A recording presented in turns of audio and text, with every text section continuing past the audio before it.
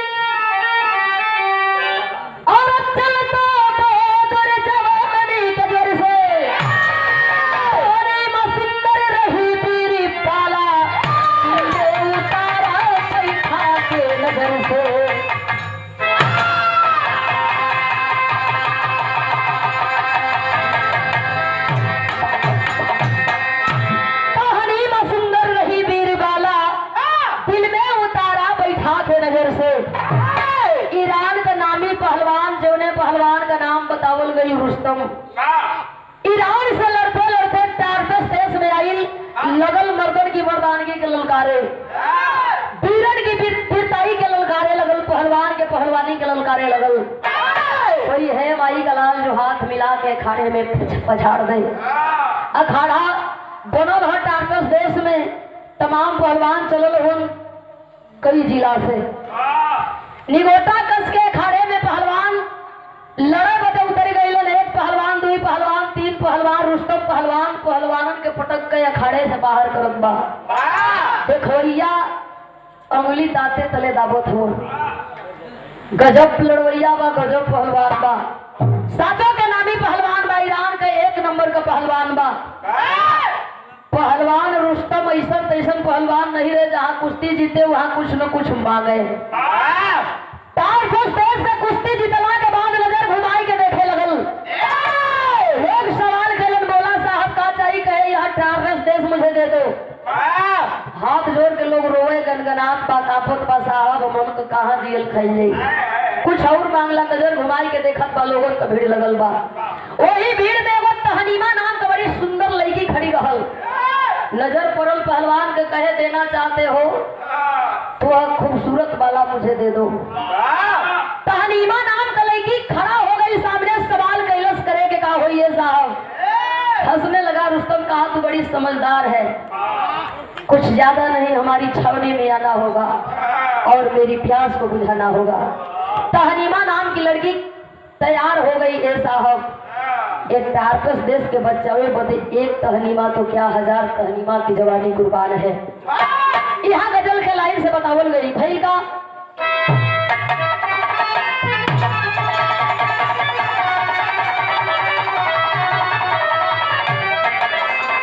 बड़ी पुरान गजल में किसी आशिक को दावत है चला है बड़ी मिजाज में कैसे चलल।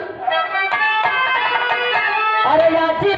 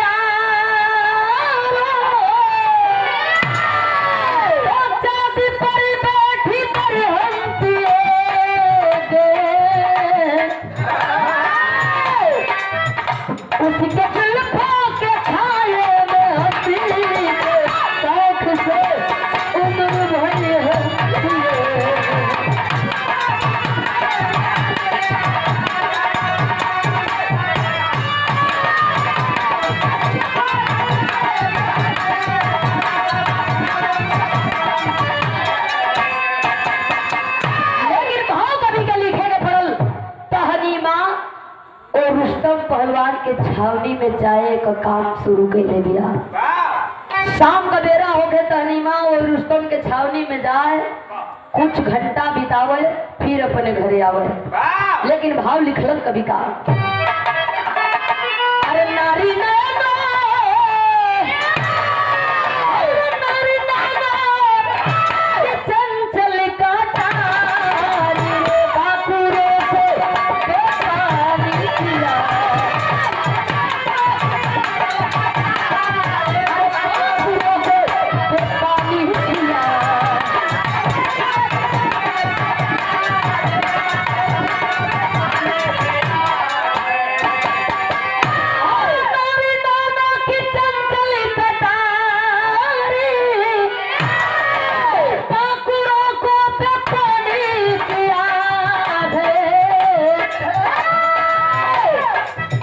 क्या करोगे करिश्मा विधाता, जो जवानी करिश्मा किया।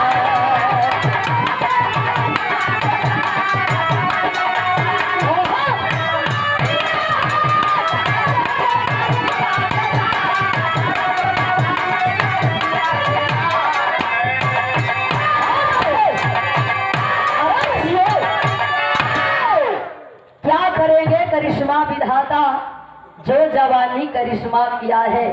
ए बाबू, एक दिन तहनीमा निकल करके वो करे छावनी से कुछ दूरी पर खड़ी बा।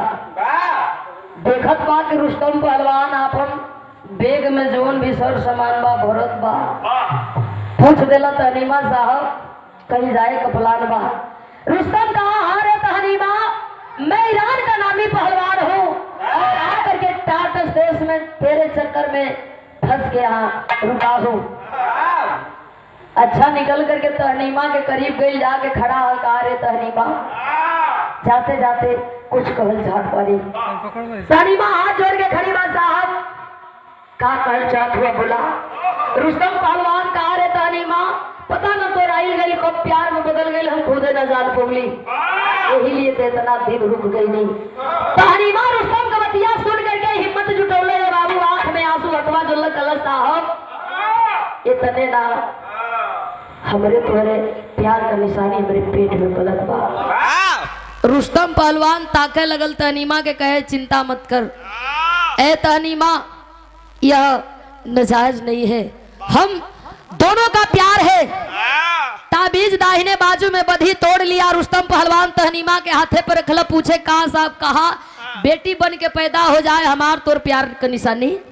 जवान के डोली में बैठा के विदा कर दी है, बेटा पैदा हो जाए रे तहनीमा, तेह ताबीज मैं इसलिए दे रहा हूँ कि उस बेटे के दाहिने बाजू में बांधना, ताकि उसको पता लगे कि वह मेरा खून है, मेरा बेटा है।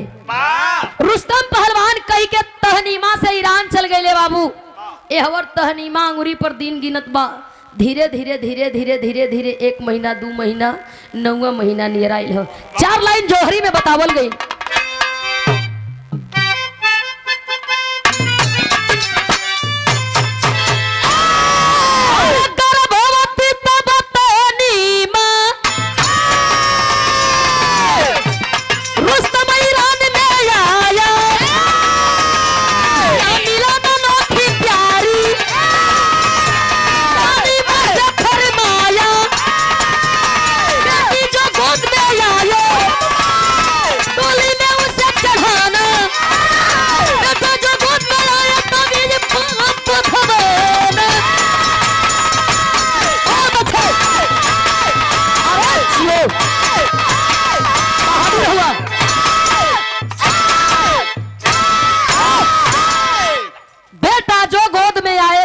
बाह बधवाना संजोग देखे प्रसव पीड़ा में तहनीमा चिखत बा, चिल्लात बा। 2-4 गो मेहरारू आइल है, लेके तहनीमा के घरवा में गईली है बाबू। कुछ देर के बाद तहनीमा के कोख से बड़ी सुंदर बेटा के जन्म हो गई। बेटवा के गोद में लेके तहनीमा सपना सजावत बा, बेटवा का मथा चुमत बा, और वही बेटा के सहारे सपना सजावत बा। का सपना सजावे, यहाँ गीत लगल।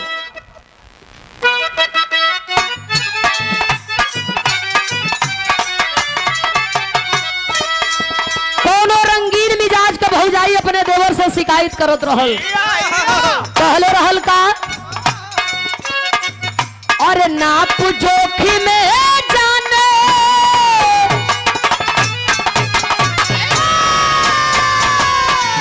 अरे नाप जोखिम में जाने कवनी खोट हो गई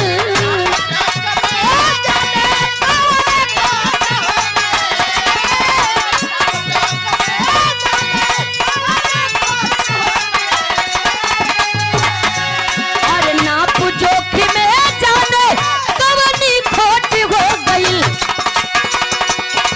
कैसन सियल सिरे कैसन सियल सिरे दरजिया ब्लाउज छोट हो गई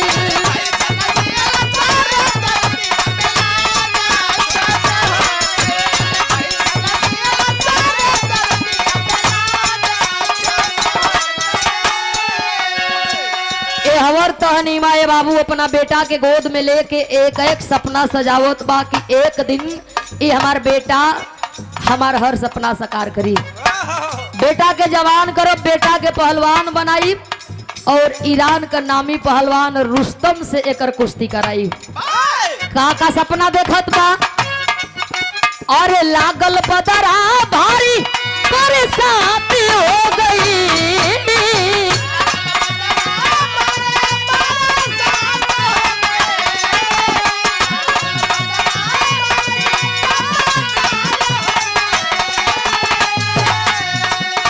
लागल बदरा बारिश काफी काली हो गई रोठावा चुमले हो बदरिया पैदा लाल हो गई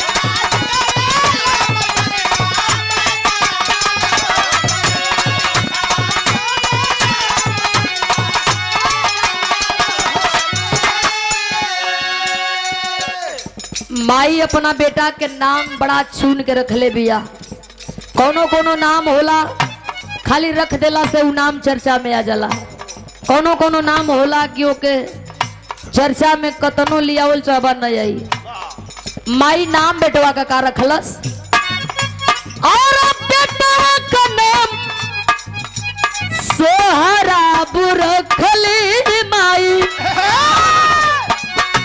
सोचत बा तो अनिमा की रुस्तम के पता चल जाई कि हमरे ओकरे प्यार का निशानी बेटा भइल बा तो उठा ले जाई काहे न ओकरे पहले हम चिट्ठी लिख दे कि बेटा न बेटी भइल बा लोग कहेलन कि लालच बुरी बलाए एगो सादा कागज लेकर के तहनीमा लिखत बा चिट्ठी वो रुस्तम पहलवान के हमरे तोरे प्यार के निशानी बेटा नाये साहब बेटी भइल बा कहो तो भेजवा दे जवाब ओकर आइल बा नहीं जब बिटिया भइल बा तब बिटिया के जवान सयान कई के बढ़िया घर बर देख के डोली में बैठा के विदा कर दिया समय से आ जाए तो ठीक बा न यही तो लेट मत करिया तहनीमा चिट्ठिया का जवाब पा के बड़ी खुश बा भगवान के लाख लाख धन्यवाद देत बा कि हे भगवान कम से कम हमार बेटा अब हमारे लगे रही कहल गई का और बेटा का नाम सोहराब रखली माई बेटी भइली खबर दिखली रुस्तम के भेजाई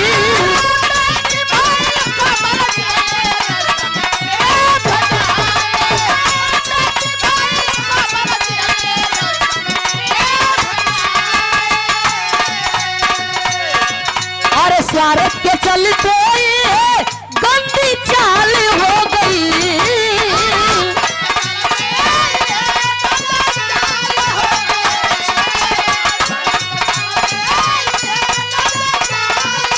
अरे स्वार्थ के चलते गंदी चाल हो गई उठावा चुमलो मकरिया लाल हो गई उठावा चुमलो मकरिया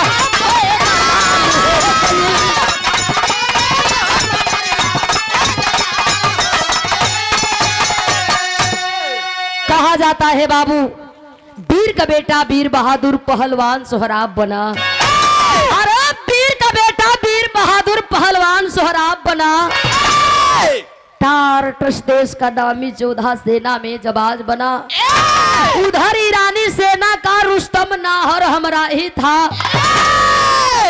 वीर बली बजरंग बली सा पक्का शेर सिपाही था। सरहद खातिर जूझ गए ईरान टार्टस जंगी बन। अरे कुश्ती होगी ललकारा सोहराब वीर रंगी बन। धीरे धीरे धीरे धीरे समय के अनुसार वह रुस्तम पहलवान का बेटा सोहराब भी एक नामी पहलवान बना। टार्टस देश का नामी पहलवान सोहराब और ईरान का नामी पहलवान रुस्तम। ओहर का शान उ संहारे हर का पानी ई बचावत बा। संयोग देखे कुछ दिन बीतल बाबू, दोनों देश का एक बार पुनः कुश्ती रखल गई। ईरान और टार्टस के बीच कुश्ती रखल गई। चलल बा वही अखाड़ा में वही कुश्ती में। मने सोचत बा कि चलब तो दूगो काम करके आई। पहला काम तो अपने बाबू के खोजब, दूसरा काम कि कुश्ती जीत के आई।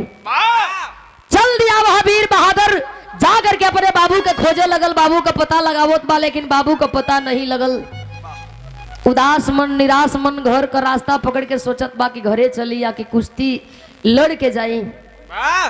मन नहीं मानल, पहलवान भैला के नाते गईल जाए के देखत बा लोगन का भीड़ लगल बा। तमाम पहलवान निगोटा कस के बैठल हुए। केहू के पीठी माटी लगत है, केहू के पीठी तेल लगत है, केहू मसाज में हो तो केहू माटी में लोटल है। इहो खड़ा है वही लोगन के पीछे। दिखाई कम देत बा, सोचल है कि करीबे तनी चल के देखी। हटावत लोगन के गई अखाड़े के करीब खड़ा है। एक पहलवान, दुई पहलवान, तीन पहलवान जब अखाड़े से बहरिया गईलन, बर्दाश्त न भइल, अखाड़े में उतर गई लिगोटा कस के। रे पहलवान, तू साचो के पहलवान बड़े की खाली हवा पानी हो? आगे कुल घूस ले ले से जान के पटका जात हुआ से। अगर तू साच के पहलवान बड़े तो हमके पटक दे अखाड़े से। अगर हमें पटक के बाहर कर देबे तब मान जाए कि तू पहलवान हुए। अखाड़े में उतर गई सोहराब एक बात बोले, विराम भाव लगल। का कहे?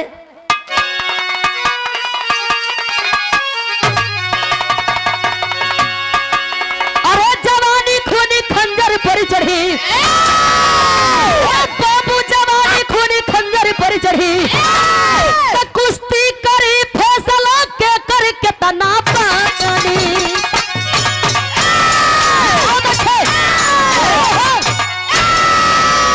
कुश्ती करी फैसला के कर कितना पानी, जवानी खूनी खंजर पर चढ़ी। हम वही बाप का बेटा है जोने पहलवान से दुनिया डरेले। आज बता दे कि पहलवानी का होले, और तू न फैसला करबा न हम नहीं तुहार पीढ़ी बजावे वाला। आज का फैसला ही जनता करी कि के करी में कितनी दम बा। दोनों पहलवान हाथ मिलौलो है, रेफरी का सीटी बज गई। और जब सीटी बजल है तो यहाँ स्वर्गीय बेचन गुरु के जमाने वाली गीत लगल।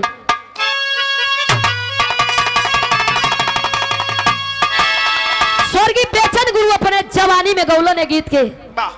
कैसे गौलन?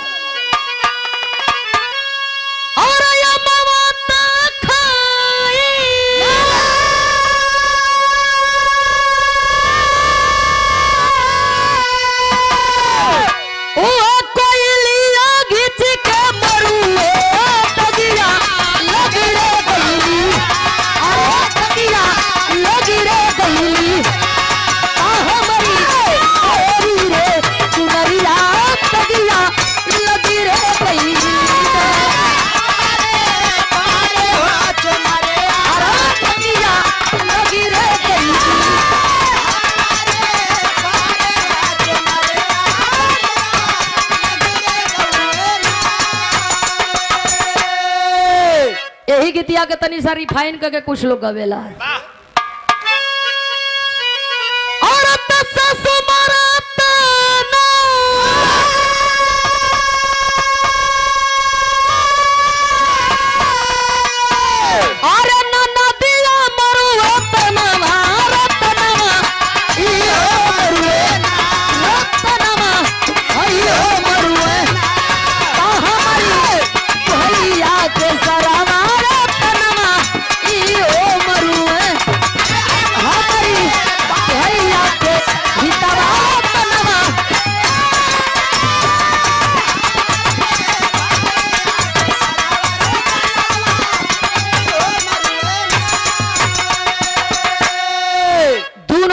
पहलवान अखाड़े में लड़े लगलन, एक दूसरे पर आपन आपन दाव के आजमाइश करत हुवन।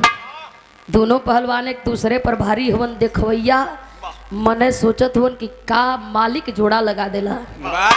बड़ा पहलवानी देखली सब है, लेकिन गजब कई दोनों पहलवानन के जोड़ा बा। लड़े कैसे?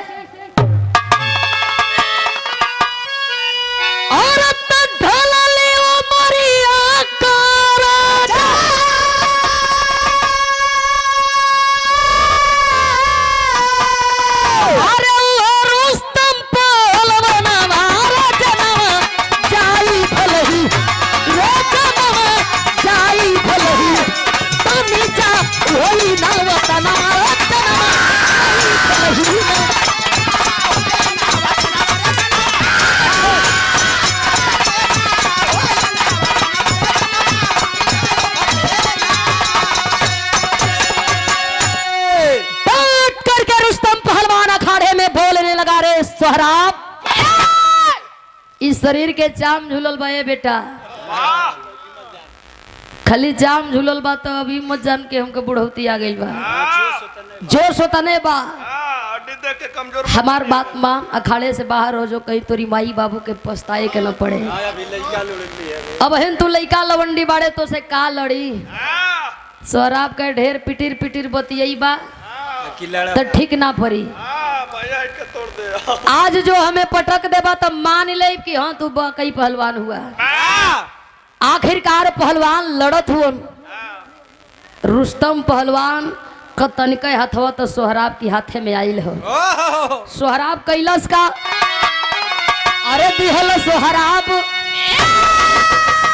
वही रुस्तम के झुकाई और कर चल पर रुस्तम फलही आइल बा।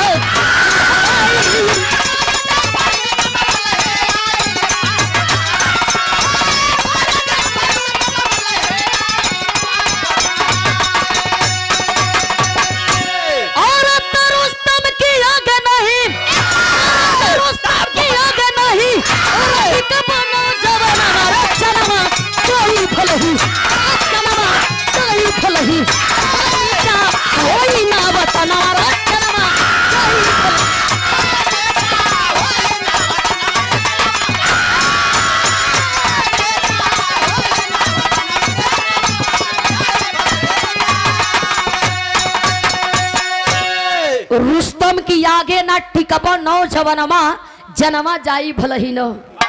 रुस्तम नाम सुन करके सोहराब तनी सा ढील पड़ गई। सोचे लगल अरे बड़ा इ तो नाम चर्चा में हो और ऐसन तैसन नाम न, ई नाम तो हमारे बाबू को हो। कही ऐसन तना न कि हम जो ने खाड़े में लड़त है ये हमारे बाबू हुआ। हम जैसे लड़त है वो हमारे बाबू तो ना हो। रुका तनी पहले पूछ ले, वो करे बाद कुश्ती तो होइबे करी। वो सोहराब पूछे लगल ए साहब का कला तनी एक बार और बतिया के दोहराई दा। का तू ही ईरान का नामी पहलवान रुस्तम हुआ? बात को सुन करके भी अनसुना कर दिया वह रुस्तम पहलवान। लड़ने लगे दोनों पहलवान, लड़त हुआ। लड़ते लड़ते आखिरकार कुश्ती का समय समाप्त हो गई। सीटी बजल, कुश्ती रोकल गई। 5 मिनट बाद पुनः कुश्ती को जारी की गई। आदेश हुआ अब कुश्ती भालाबाजी के हुई। दोनों पहलवान के हाथ में एक एक भाला दिहल गई। ले बाबू एक एक भाला लेकर के वही अखाड़े में दोनों पहलवान उतर गईलन। पुनः कुश्ती शुरू हुई। दोनों पहलवान लड़े, लेकिन सोहराब सोचे कि ई कुश्ती या तो हमें मरे के हुई या तो इन्हें मरे के हुई। इनसे एक बार कन्फर्म कर ले, पूछ ले, अगर ये हमारे बाबू ना हो तो आज इनके रेल के जाई। पूछत बा सोहराब वही रुस्तम पहलवान से वही अखाड़े में अलग लाइन से कहल गई।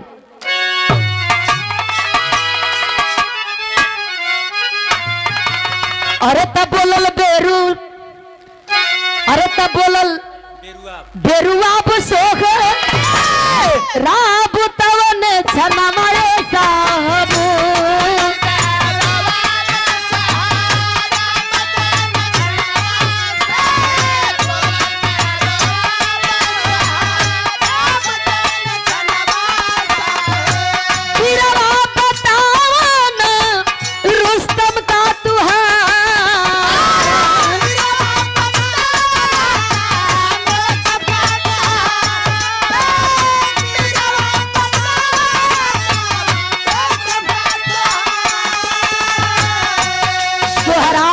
सपना सजोवत बा कि अगर ये हमार बाबू हो तो वाकई हमार बाबू नामी न हो। सही में लोग कहेला न कि रुस्तम पहलवान के आज ले कोई ना पछाड़ल। आंख में आंसू बा, ताकत बा, चेहरा के निरेखत बा, पूछत बा ए साहब तोरे नाम राशि हमार बाबू हो जेकर हम बेटा है। यही ईरान में रहलन, बाबू के खोजे बदे अली, बाबू मिलन नहीं। अगर तू ही हमार बाबू हो ए साहब तो कुश्ती तो होइबे करी, या तो तू हमके हारे के होई या तो हमके हारे के होई। लेकिन ये साहब तनी बतावा कि तू हमार बाबू हुआ। पूछे का फूटी गईली रोवाया सू भरल बा नजरिया ए साहब।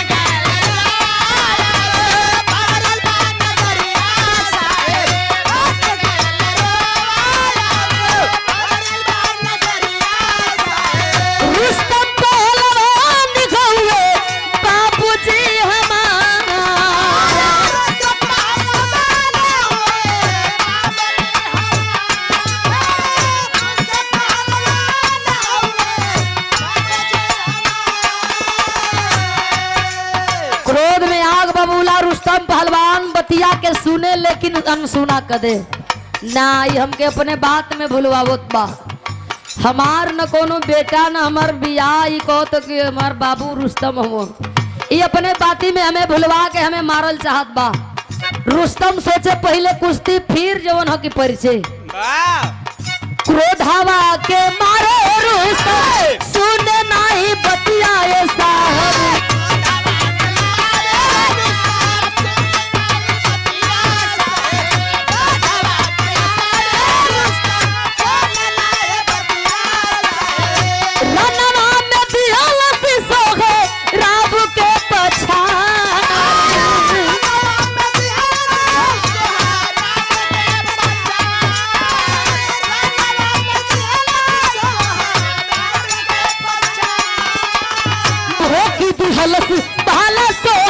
रब के सिनेमा में पहिया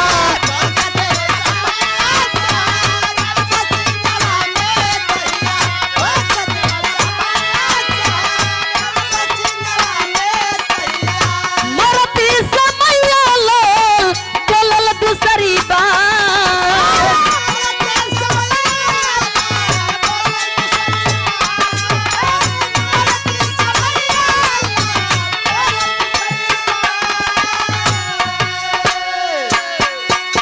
अखाड़े में कुश्ती शुरू बा, पहलवान दोनों लड़त हुए। ये अपने बाबू के सोच में डूबल बा और लड़े में परेशान बा। मौके का फायदा उठाया रुस्तम पहलवान, दाव मरलस। अखाड़े में चारों खाव चीज सोहराब गिरल हो। पुनः दूसरा राउंड लिया, सीना पर सवार हाथ में भाला हो। भाले का प्रहार करने लगा वह घायल सोहराब अखाड़े में गिरल हो। 2-4-10 लोग अलन पकड़ के रुस्तम के अखाड़े से बाहर करत हो। नरे साहबी का कैला तो धोखा के मार हो गई। अब हिन तो रुस्तम ठीक तरीका से तैयार भी न रहल, लड़े के मूड में भी ना रहल और तू धोखा के मार कैला। घायल सोहराब उठ करके अखाड़े में गरम शरीर कहाँ आम फरल हो नदिया में। घायल सोहराब उठ करके रुस्तम पहलवान के ललकारे एक बात कहे। अखाड़े का विजेता तो ये हुआ। लोग जयकार लगौते हैं कि रुस्तम पहलवान की जय, लेकिन हम ना माने के तैयार हैं कि तू वीर हुआ। वीर के नाम पर कलंक हुआ। तू पीठ पीछे वार करने वाला कभी वीर नहीं होता। डांट करके रुस्तम पहलवान, सोहराब पहलवान और रुस्तम पहलवान के एक बात कही रही है, तनी हमार बात ध्यान रखिया। का कहे लास्ट भाव,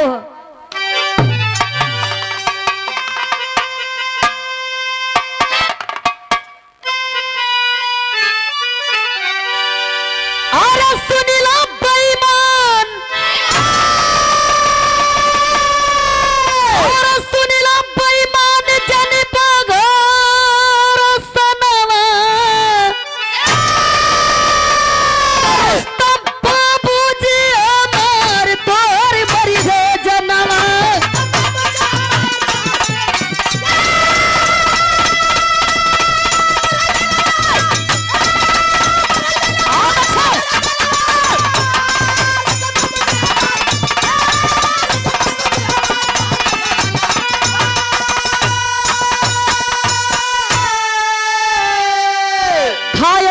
बाप रुस्तम पहलवान के ललकारे, रे पहलवान ईरान में कहीं भी रहना हमारे बाबू से बच के, जेकर बेटा बानी। बहिया छोड़ाए के रुस्तम आइल सिराहने बैठ के हंसे लगल, डांटे हर मरने वाला नाप शनाप बकता है, तू भी मरने वाला है। कब से सुन रहा हूँ तेरा बाप रुस्तम है, कौन रुस्तम, कहाँ का रुस्तम? एकलौता रुस्तम मैं ही ईरान में हूँ और नामी पहलवान भी मैं ही हूँ। चल बाप का नाम बिन पूछे बता दिया, माँ का भी नाम बता दे।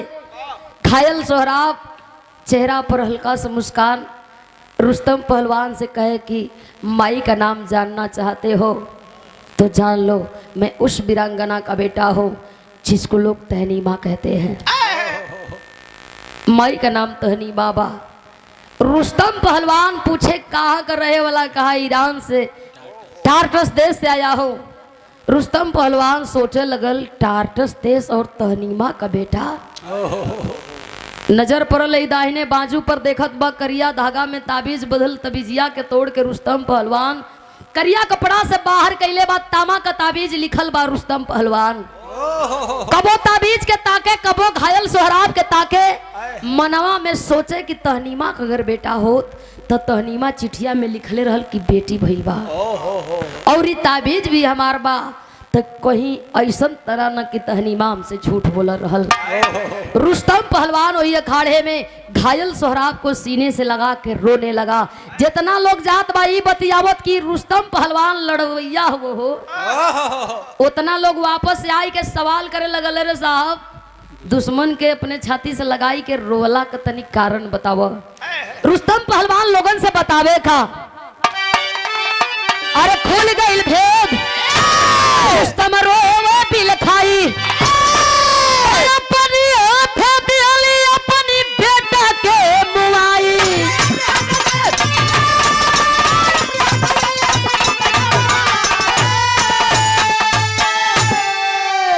सवाल लोग करत बा, साहब कैसन बेटा, कैसन खून?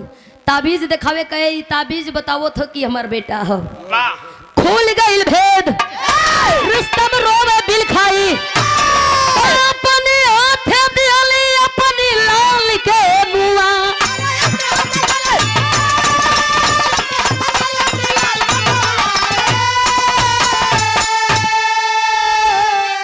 अरे यानी जाना में डूबल बा सूरज के चनवा, रुस्तम बाबूजी हमार तोर बड़ी भेजन।